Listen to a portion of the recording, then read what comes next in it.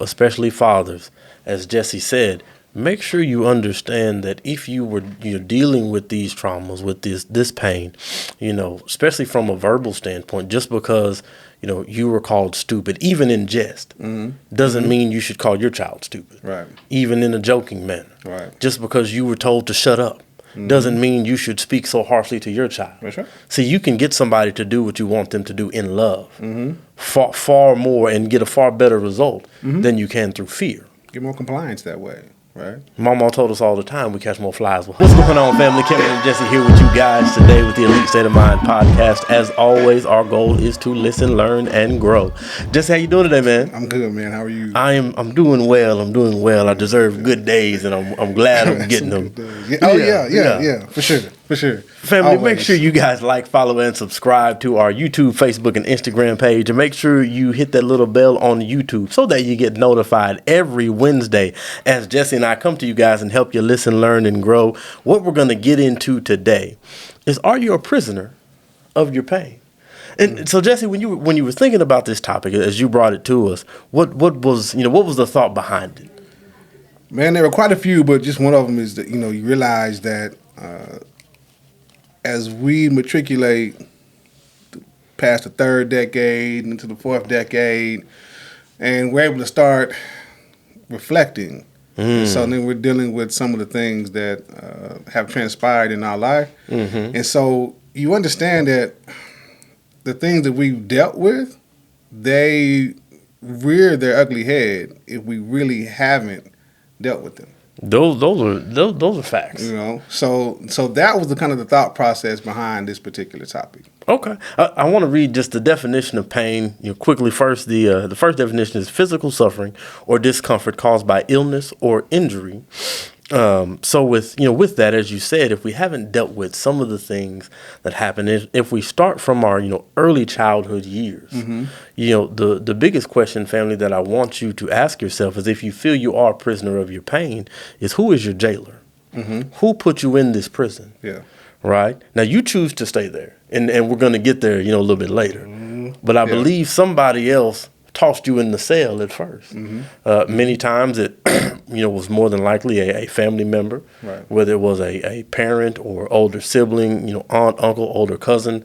And obviously we know many people go through some traumatic experience of abuse, neglect, mistreatment. But I want to say probably the most common sentence that we all get is because we have parents or authority figures that have a loser's language. Yeah. And because then they give that language to us and they speak that on us before we know that, no, I shouldn't be called stupid. Right. I shouldn't be told I'm less than. Yes. I shouldn't be devalued, because I place value upon me. Yes. Right. Yes. But because I allow these other entities, before I, can come to the conclusion that, no, you shouldn't say that about me. That these are the people, these are the things, these are the crimes committed against you that put you into this jail. Yes. What are your thoughts on that? No, I agree, because like you said, the language of a loser is going to just encapsulate the mind of the individual who is hearing, right? They're placing, like you said earlier, they're placing a low level of value word-wise on the person that they're speaking to. Right. Many of them really don't understand what they're doing. They're just repeating what was done to them in years past, right? And so the issue is we're passing this particular pain and trauma down from one to the next because, again, we've all been prisoners of the particular pain, right? So it's never been dealt with, especially in our community, especially as men. We don't like to have the conversations of, hey, growing up, these are the things that were said when things were done that really caused me some pain. They caused me some angst. They caused me, they put a pause in my rhythm of life because I didn't know exactly what to do with them. I didn't know why these things were happening. I don't know why these things were even said. But all I know is that it caused me to pause for a moment. Right. When I should have been on a consistent rhythm, pace, I wasn't. Because the individuals who were supposed to, they didn't know. They didn't know what to do with their particular pain. Right. They didn't know they were transferring their pain through their language. Very, very true. And as we say often, one of the laws of science is that energy cannot be lost nor destroyed, transferred from one body to the next. And as parents, again, especially fathers, as Jesse said, make sure you understand that if you were dealing with these traumas, with this pain, especially from a verbal standpoint, just because you were called stupid, even in jest, doesn't mean you should call your child stupid. Right. Even in a joking manner. Right. Just because you were told to shut up doesn't mean you should speak so harshly to your child. That's right. See, you can get somebody to do what you want them to do in love far more and get a far better result than you can through fear. Get more compliance that way. Right. Mama told us all the time we catch more flies with honey. Yep. Right? But so often we want to give out the vinegar and wonder why people don't want to drink it. Yep. So please, especially if you are blessed enough to have a child in this world, parents, watch what you say to them. Yeah. Because I'm telling you, the impact, you might not even be alive to see it. But it is going to have a very deep-rooted impact on how their decisions are made down the road. You see, we tell our child they're stupid, they're not worth something, and we don't show up for them, or we make them, we beat their ability to ask for more out of them, and we wonder why they go to the job and they never try to get an interview. They're afraid to ask for a day off. They're afraid to go in there and renegotiate their contract. Yeah. They don't want any more responsibility because they were taught responsibility only brought more work and no more reward. Yes. Yep. And so Very now correct. again, they're a prisoner to the pain that you inflicted on them. Why? Because you didn't read any books. You didn't listen to any lectures. You didn't seek out anybody to tell you, hey man, you don't have to do that. Yeah. To challenge the thought, to challenge the norm, to see if what was going on, what was taking place, actually aligned. Did your particular philosophy align with your actual belief system, or were you just actually going along just because this is what has transpired from year to year? Talk about that just for a moment. As to why we think as parents, it is okay for those of us who are of the household of faith, who claim the love of our Creator, of the Most High, that we believe we can talk to our child any kind of way. But now again, I'm not a theologian. I don't have my doctoral degree in the scriptures. But I've yet to go from Genesis to Revelations and find where he puts you down repeatedly, where he tells you that you're less than, where he tells you you suck. I've never read anywhere in any of those books and any of those that were taken out for the Council of Nicaea. I haven't read anywhere yet where he's applied "quote unquote" tough love. I've never done that. I've never read where it says, "Hey, the only way you can learn, how to be a man is through sheer force alone." Through sheer force alone. I've never read that. I've never seen that in there. I did see that there was just a myriad of both psychological ploys, mental, emotional, and physical, that were able to develop, those who were around the greatest teacher ever. Right. And the thing is, from what we heard, growing up, and this was prevalent in our community, you should spare not the rod and spoil not the child. And that's in there. But what about all them other scriptures? Right. Do those not apply? To not provoke. To wrath. To store up, Right. to encourage unto good works. Yeah. Do those not apply? Yeah. I mean, as you said, the greatest teacher ever, we're talking about somebody who, when they came to arrest him, an ear was cut off and he put it back on. Right. I think people are only looking at the act itself, but you're not looking at, the psychology of the particular act as to what would cause. This is an individual that came to his defense, and he told this person that, no, this is not what we're going to do. Right. Not at this time. Right. Yeah. So there's a time and a place. There's a time and place for it, but not right now. Like, why would that be? Because if we go to war right now, it's going to change the course of everything. It's going to change the course as to why I even came with this particular time. Right. So, no, we can't do that. Right? That's showing foreseeability. That's forethought. That is encapsulated with empathy. You're looking at he's able to win some because when he thought he lost the ear, he gained an understanding instead. Right. Right. Didn't they teach us that word in school? Foreshadowing. Oh yeah. Yes. Yeah. You know, I think when you're little, they tell you about foreshadowing, and it's like, hey, in this part of the story, they're going to say this, and it's because something else is going to come later in the story. Right. Right. But y'all left that lesson in second grade. Yeah. Yeah. Turn on your best reading rainbow tape and get it again. Please. Just please, if you are numbered amongst the saints, get a little bit better understanding of who made you and his definition of love, and that he came to free you and not to throw you in the cell and beat you down with the word. It's hard to accept that when all you know, all you've been accustomed to, all you are familiar with is the pain. You've learned how to operate in the middle of high levels of pain. God, that's tough. It's difficult. That's tough. You know, and I was watching that Brad Lee's podcast, Dropping Bombs, and he had a gentleman on there who had a company where he specialized in health. And I believe Grant had just purchased this company, so it's called 10 Extra Health. But he said, as he's helping people, get healthier, and they're like, oh man, I feel so much better. He's like, no, you feel normal. Right. He said, you had become accustomed, as you just said, for your body to feel like such garbage. Right. You thought that was normal. Right. What is it? What is the thing that is going to allow us? If I'm watching today, and I'm like, man, I think I might be looking from behind the bars. What is the first step to gaining my freedom? Just understand that you're already free. Right. It wasn't.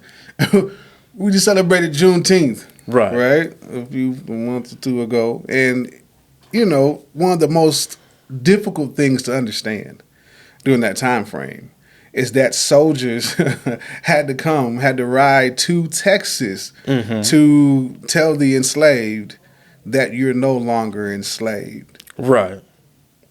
How many months, a year after this thing was already signed? So you've been free. This is national news, right? But when they tell you, you just kind of look around like, well, I'm just going to stay right here. See, that speaks to the mindset. Right. That, again, speaks to the psyche, that it's not the physical that's going to keep you shackled. It's your mental that keeps you shackled. Right. So you have to first understand and know that, you are free. So that means you're free to make a different choice, a different decision. That means you're free to take a different action. Right. Right. And that means you're free to have a different outcome. Very, very true. And you can, at any point in time that you choose that, guess what? That's your prerogative. That is your right to do so. And that's the thing. And I appreciate that so much, for the generation that really came after us, was that they are quick to be like, no, I'm not doing that. And you can't force me to do that. Now, sometimes it doesn't work out good for them. Right. But sometimes it does. But I want to give them credit for having the courage to say, I'm going to go try this. Yeah. And if I fail, okay. So what? I'll see what happens. Yes. But just because you worked at the factory for 66 years for $10.25 doesn't mean I have to. And all they gave you was a dusty pen for your 25 years of service. You know what I'm saying? Some cake and punch. Now they gave that man at that Burger King that gift bag. That gift bag. Yeah. And that's all you get. But then for our generation and back, we want to talk bad of them, speak ill of them. Oh, you shouldn't move from this job to this job just because this one pays more. Yeah. Oh, you shouldn't move from this city to that city. You need to get somewhere and be still. No, that's part of the problem. You don't move enough. We're gonna take it to the form of physical fitness. If you don't move enough, then the itis sets in. Arthritis. All of that begins to set in. Ain't good. Bursitis, all of that begins to take its place because you decide to, I guess I better just be still. You know what happens when you sit still for too long? You forget how to move. No. You get another itis. It starts with a rig. Okay? So you gotta be on the move. You can't be afraid. You can't be a prisoner to make a different decision, to make a different move, and it's okay to do that. Because here's the thing. If you stay in this cell long enough, it's going to cost you. Yeah. It's going to cost you a lot to get out. It is. Yeah. And sometimes it ain't worth it. Mm-hmm. And you die in the cell. Yep. Because you're like, I can't lose that. Mm-hmm. And then, but then if you do make the choice to lose it, you know how mad you're going to be at yourself once you do begin to do the work, once you do begin to set yourself free and realize you could have kept what you had. Mm-hmm. Oh, I could have had everything that I came with. Yep. And then some. And then some. Yeah. But because I was so stubborn. Yeah. Because I chose my own way, which it says all the ways of men lead to death. Right. I was loyal to the wrong thing. Mm. I prescribed loyalty, but didn't prescribe any to myself. Uh-oh. At any point in time. Uh-oh. Now that's none tough. whatsoever. Loyalty. Right? To the wrong thing. To the wrong individuals. We talk about this all the time. Like, your circle has to be such that they're challenging you, they're making you better, they're having you to move and do something more than what you're actually doing. You can't be the best in your particular circle. Sure can. You can be one of the best. Yeah. But you can't be the best in your circle. Because if you are, then that means it's time for a new circle. You got to level up. Right? You got to find somebody else. Somebody somewhere has to be challenging you. So you can't be loyal to your nothingness. And that's the thing. And here's the thing, family. What I want to tell you is it takes nothing to grow weeds and vines. Nope. And so, again, like Jesse said, if your circle doesn't challenge you, all they're doing is helping you grow your weeds and vines. But to grow a bamboo tree, to grow a red tree, it takes some work. You got to till the soil. You got to nurture that thing for a while. Yeah. To go grow some veggies and things. Yep. You have to nurture the ground. You have to make sure, and you got to ward off predators. You got to protect the seed, right? So if your circle isn't doing these things for you, right? If they're not, hey man, no, you shouldn't watch that show. Hey, no, you shouldn't listen to that. Yeah. Oh, what they say about you in your situation? Well, we don't care about that. Yeah. All we care about is what's the outcome going to be. It's irrelevant. Let's deal with the good news. Yeah. Yeah. Then one, those aren't friends; those are frenemies. And you need to get them out of your life. Yep. Right now, if you're listening. Cut them off. Remove them now. Right now. If you can hit up your friends and none of them are going to school. Yeah. None of them are like, oh man, I'm working for a promotion. Right. None of them are, oh man, I'm finna open this new business. Oh man, I'm reading this book. I'm getting the certification. Cut them off. Yep. If they can't celebrate you, man, what's going on in your life, you need to cut them. You need to cut them. Man. Yeah. Right now. Because it's too dangerous. If you are trying to be great. Yeah. You know, Pastor David says all the time, eagles, they fly with eagles. And do they fly in flocks? Last time I checked. And they normally get places that are hard to reach. Yeah. Yep. You see the crows, they all together. You see lots of them, don't you? Man, you can easily get to the crows. And they're scavenging. Yep. They're just, getting whatever they can get. Because they've done no work for it. With the eagle hunts. They like them hand-me-downs. Man. Man, are you studying patterns? Do you know the seasons? Yeah, that's good. Do you know when to store up? Have you considered the ant? Yeah. And been wise? Nah, man. Not at all. Because that takes too much self-evaluation, reflection, and being supremely honest with yourself that you haven't been putting in as much work as you think you have. Again, because you got to check the particular circle that you were with to get with the new one that'll tell you, yeah, that was cool over there and that was child's play. That's awesome. You're up here with the adults now. Right. And this is how we operate. 6 days out of the week. We work. We work. Right. And they'll be bold enough to tell you, why are you a prisoner of your pain? Let's make better choices. And they're not afraid to say it to you. Right. You know why? Right. Because that's actually care. Yes. That's actually care and concern to tell you, okay, I understand this isn't going well for you.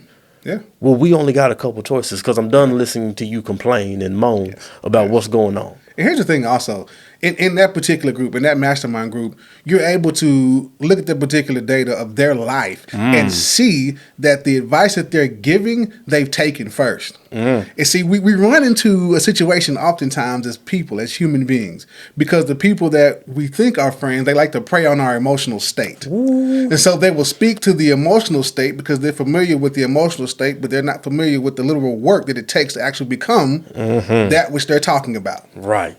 Those are facts. Those are facts. It takes work to become. Yep. For any mother out there who's ever had a child, she'll tell you. It takes work to grow that baby. At least 9 months, man. It takes some labor. Yeah. It's an exchange of pain. Yeah. And my body's uncomfortable, right? For you to get on the gram and this little 6-month-old, or you get to take the see, all them pictures is cool. That's cool. But see, in the still of the night, when ain't nobody there. But when you go to roll over, or you get that chop, Yeah. no, it takes work. Yes. Right. So, like you said, to become, you have to be willing to sacrifice something, or your life will become the sacrifice. You will stay in this prison cell. Yeah. For the entirety of your life, and you can be here for all of these days. And I don't think, for me, one of my biggest fears is to live a full life. Right. Modern science says, you get to about 65, 70, 75, live all those years, all those days, and do nothing, And do a whole lot of nothing, and accomplish nothing. You've made no mark whatsoever. I've left no footprint on this earth outside of maybe I had kids and a wife. Yeah. Maybe I worked somewhere for 22 years. But I did nothing of any significance. I poured into nobody. Right. Because all I did was continue the loser's language. I continued the pattern of foolishness. Yes. I broke no generational curses. Yeah. That's the work. I established no generational wealth. No 10x wealth. Nope. You're not doing it. No health. I was too afraid. Yeah. I was too afraid to escape from the prison cell. Right. That I will leave here and do nothing. The known from the unknown. What many would call the knowing doing gap. Right. People get caught in the middle. You know, and then you do, and you're caught here in the middle of it. That's the most dangerous place that we find ourselves. And more often than not, that's where we find ourselves. And that's great. And here's the crazy part. Is Dr. Seuss put that in the children's book. He put it in the children's book. Yep. If it was important enough for us to teach our children, just do. Because you know what kids will do? They'll just do. They will ask for forgiveness later. If they ask for forgiveness. At all. They just, I did it. It is what it is. It is what it is. I did it. Okay. Now, obviously, yes, there should be a little bit more planning and thought and concern as we get older. But like you said, hey, I want a snack. Yeah. Kids go get a snack. Oh, hey, I want to exercise. Kids they'll start exercising in the middle of the street. Right now. What you doing? If it hit them. I'm just running. Where are you running? I don't know. In a circle. I'm just going to jump up and down. Just getting it. All right. Okay. Because they're free. Yes. Right? They're free to do. Free to become. Have your freedoms been taken away by those who you entrusted with them? Yes. If you get married, are you entrusting your freedom to the wrong person? Somebody who's going to put you in a jail cell, mentally, emotionally, physically, financially, and spiritually.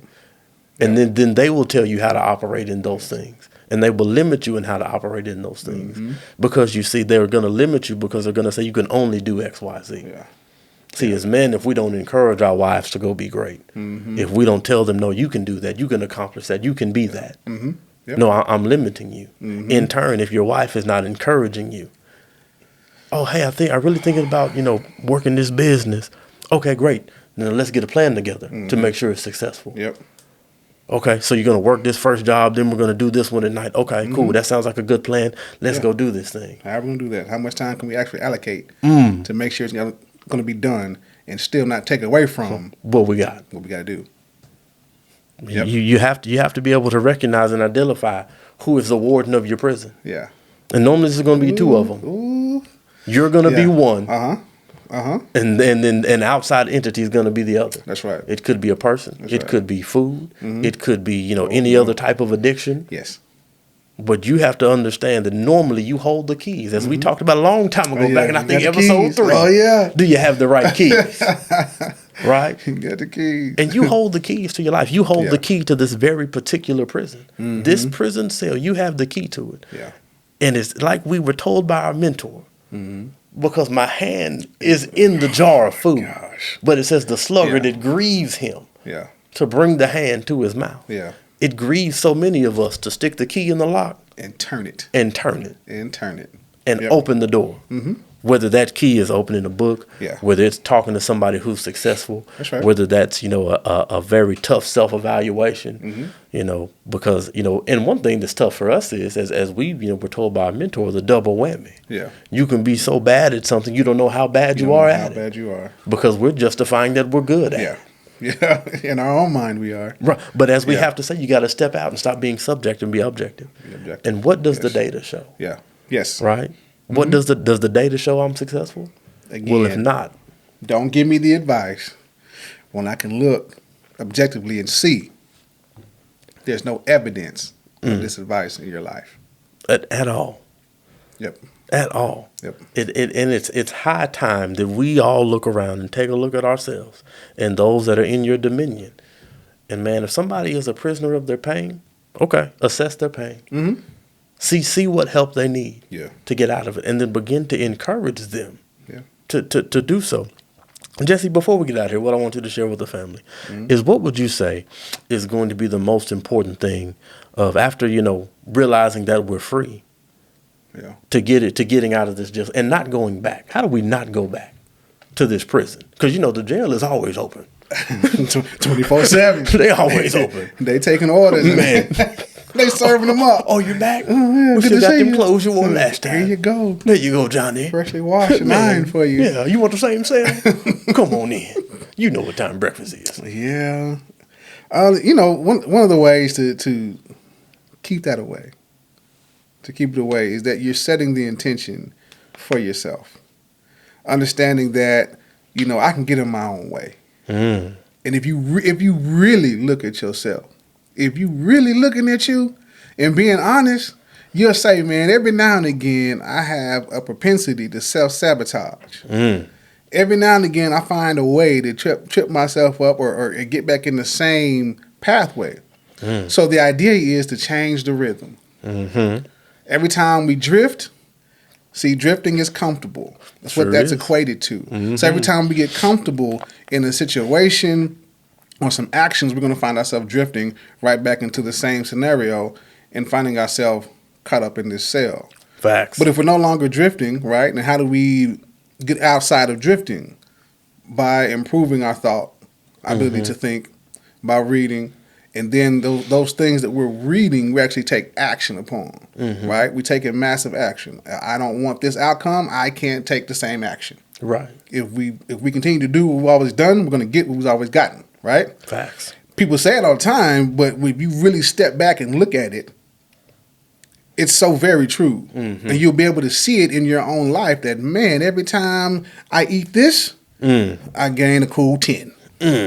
So the reality is, if I don't want to gain this 10, then I need to stop eating this. Facts. Right? I need to stop doing that. So I have to change my rhythm. My rhythm has to be one of health. What is that going to be?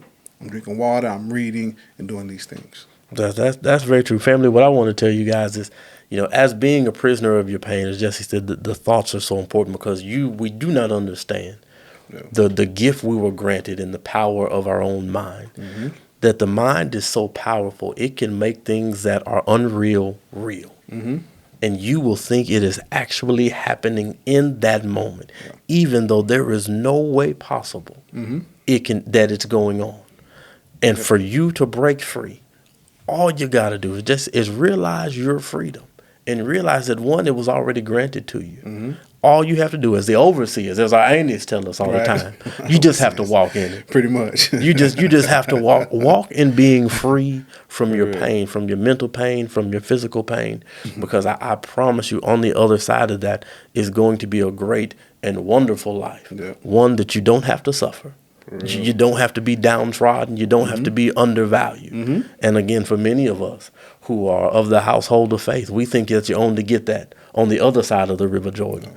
But David said, I had fainted unless I had believed to see the goodness of the Lord here in the land of the living. It's your choice, though. Man, make a choice to be free today, family. We sure appreciate you guys for being here with us today. We know it would not have been what it was had you not taken time out of your day to tune in with us. Make sure you like, follow, and subscribe to our Apple Podcast and our Spotify. Y'all have a great day.